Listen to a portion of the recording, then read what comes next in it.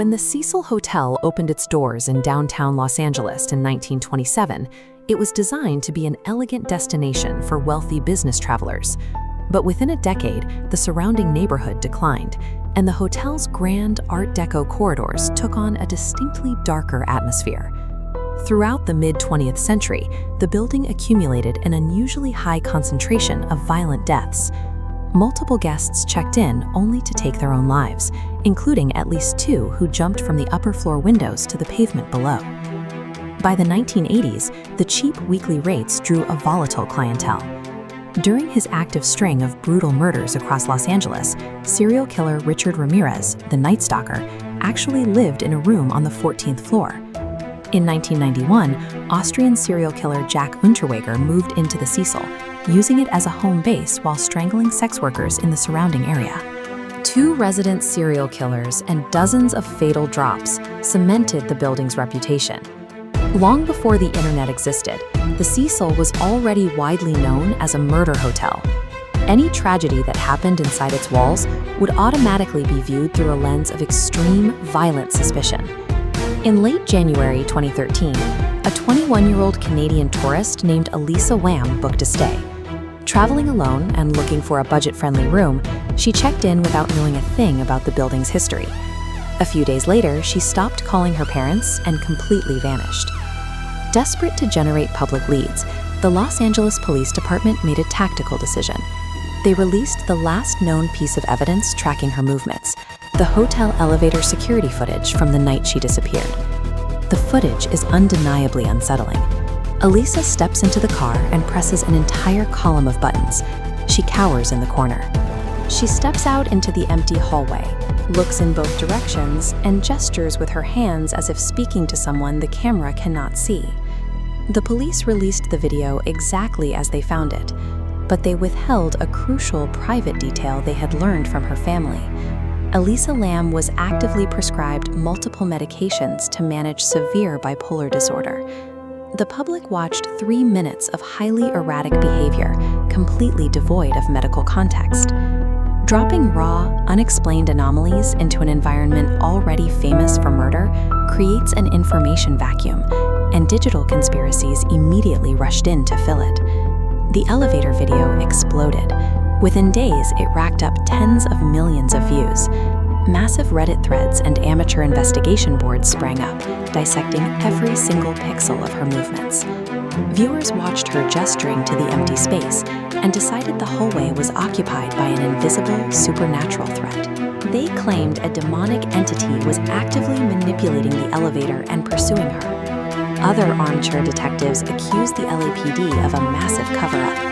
If you watch this mock-up of the video's timestamp, you'll see why.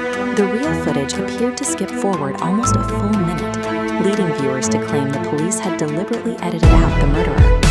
The digital frenzy then found a target. A heavy metal musician who had stayed at the Cecil months earlier had recently posted a music video featuring dark, violent imagery.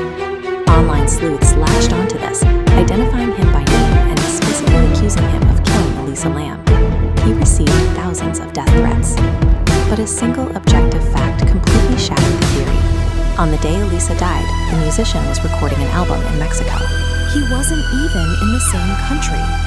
When amateur detectives replace forensic science with pattern matching, aesthetic coincidence gets weaponized.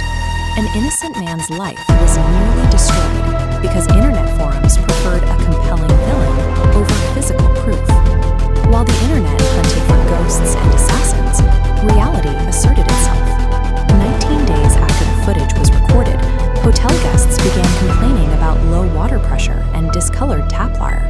A maintenance worker checked the rooftop cisterns and found Elisa's body floating inside one of the tanks. Look at this chart. It visualizes the findings from the medical examiner's toxicology report. It showed 0 illicit drugs or alcohol in her system. Instead, it compares the prescribed therapeutic dosage of her bipolar medication against the dangerously low trace amounts actually found in her blood. She was severely undermedicated.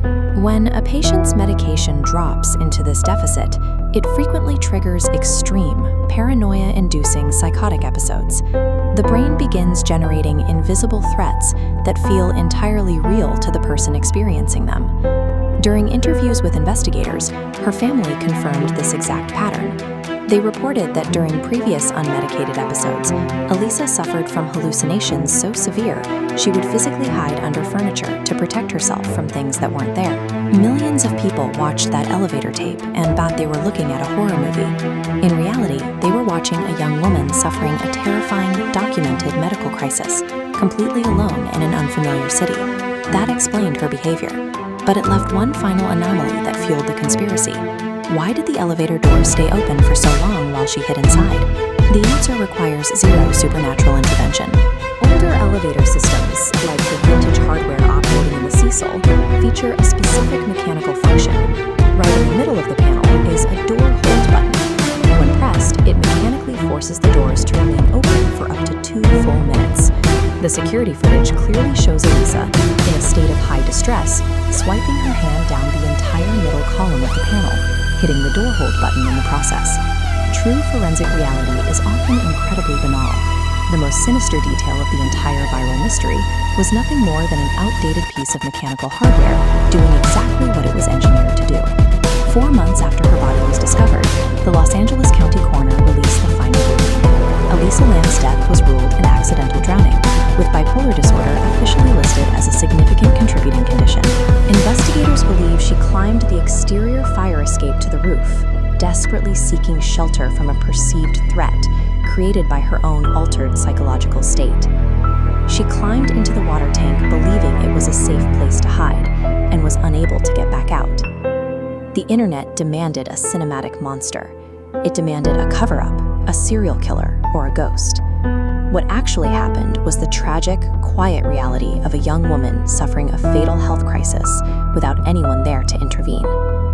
Turning a real person's death into a piece of true crime entertainment doesn't solve mysteries.